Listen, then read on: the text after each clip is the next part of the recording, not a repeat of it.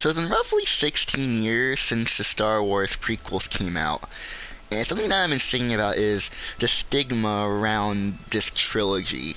Because when I was younger, the prequel trilogy was not well received. And that was not just by me or my parents. Like, a lot of older adults did not like this trilogy. Especially the media, they did not like the trilogy. Like, there would be tons of shows at the time just making fun of the prequel trilogy. Mostly it was like Jar Jar and the politics. And it kind of got me asking, in today's times, will the stigma of the prequel trilogy ever go away fully? I don't think so, because it has to go to the quality of the films.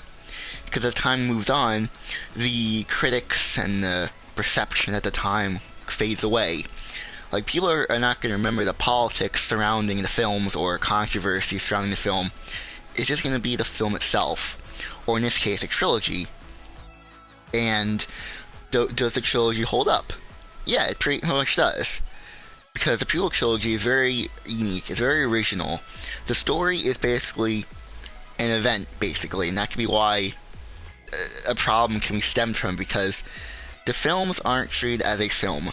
There's no self-contained story in this film. It is a larger narrative that goes to the end of the trilogy. It's more three pieces that make up a one grander story. That's what the prequel trilogy is. And I think for a lot of Star Wars fans, they want a single story that, of course, connects to the trilogy and even the franchise and the saga, but it needs to be a self-contained story first. The film first has to be good. And with The Phantom Menace and Attack of the Clones, those two films are not good films. They're good Star Wars films, but not good films. The Phantom Menace is a very convoluted film. It seems to be both simple, like a linear story, but also complex. And those two do not mix. It is a very convoluted story, but if you look behind the scenes, George Lucas himself said that he went too far. There's a famous meme clip. I may have gone too far in a few places. Now, of course, as you watch the film over and over again, you do understand what the film's trying to be. And yeah, it is, in terms of the story, very good when you understand it. But in terms of the execution, it does not work. Same with Attack of the Clones. Attack of the Clones is a not well executed film, but what I can say about it, that it is more easy to digest, basically, in terms of the basic stuff. You know, it's two plots. One's a romance story, and the other one's more like a spy thriller type story, which works. But where Attack of the Clones fails is that it's the purpose of the film, it's the point of the film, which is Anakin and Padme are supposed to be in love with each other. And in that film, it does not portray that really well. George Lucas is not someone that's good at writing dialogue that relates to love. And it doesn't work. You're not invested in these characters and their love relationship. An example you could say of a proper love relationship in a, you could say, action film blockbuster type epic story, you could say, is in the new Spider-Man trilogy. And there's gonna be no spoilers for No Way Home, none of that. It's kind of stuff that you kind of expect, which is Peter and MJ's relationship in this new Spider-Man MCU version.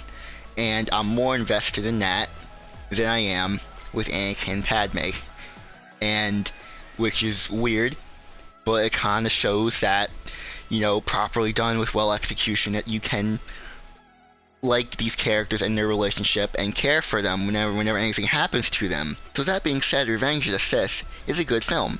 It's well executed, and I think George Lucas learned from the two films they did prior to make Revenge of the Sith a really good film. And it's really, really well.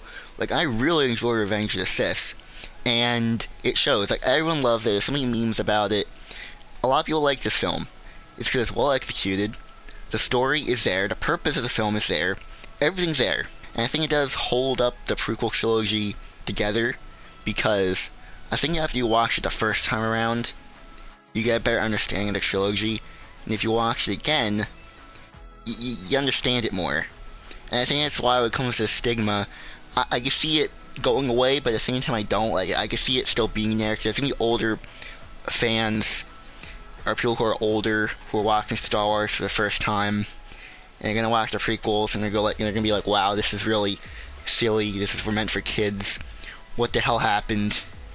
And I can see that happening, but at the same time, the story isn't meant for kids. Like, it's a story about how a democracy turns into a dictatorship. How someone who goes from being like some senator on a planet becomes the emperor of the galaxy.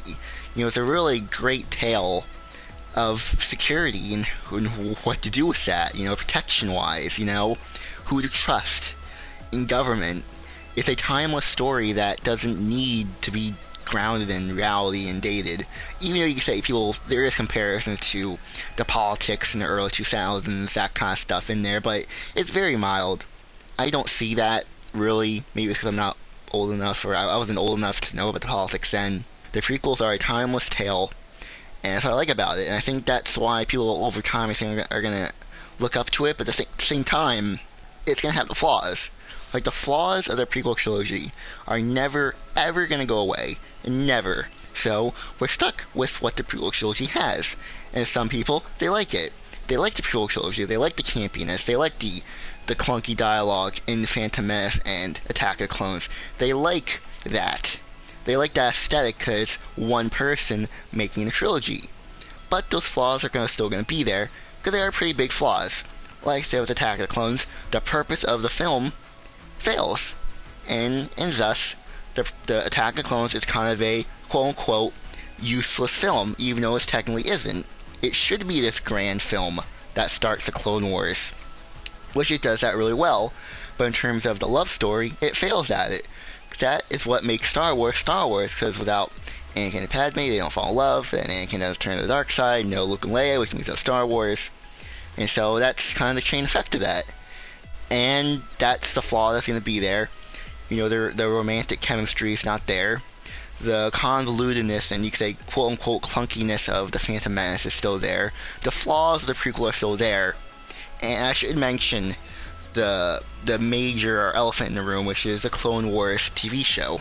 There's also another stigma around cartoons. Something that's animated is meant for kids, and people or adults are not going to look at it, even though it does better elaborate on the prequel trilogy. And I think it does that very well. But like I said, because it's animated, people aren't going to watch it. Unless you're a younger person who likes animated stuff, or someone who's really into Star Wars and may give it a try. But to a casual audience, they probably won't watch the show, because it's meant for kids. Even though the show gets very dark and violent. A lot of decapitation in the show, I should say. And some people may like that. It may be a bit too dark for kids, but it's meant for all ages. Yet, because it's animated, they're not going to watch it. At the end of the day, to answer the question, will the stigma of the prequel trilogy ever go away? I don't think so. But I think as time moves on, there's going to be a greater and greater appreciation towards these films. Because what they represent is a single person making a trilogy. George Lucas set a goal to make a trilogy all by himself. Granted, with help for visual effects and, filming and all that kind of stuff, but this is his story. Story-wise, this is all him. Compared to the sequel trilogy, where it's made by a company, it's a big difference. And people are going to appreciate that. I think even more than ever, as time goes on, as Disney Star Wars is making these films and shows that, well, especially with films, with sequel trilogy being more company-based, and if more Disney Plus shows, for example, are company-based as well, then there's going to be more appreciation, because, like, this prequel trilogy, like I said, is more single. Only one person made this thing. And more people are going to appreciate that as time moves on. So I think that's what's going to happen in the next, you could say, 50 or 100 years from now. What do you guys think? Are you someone that was born during the early 2000s or late 90s who grew up watching the prequel trilogy? Or are you someone that is an older person that grew up with the originals and don't like the prequels because they're new and bad, quote unquote? Which one are you? Comment down below. You can discuss it with yourself or with me. I don't really care. I'm gonna go now, so goodbye, everyone.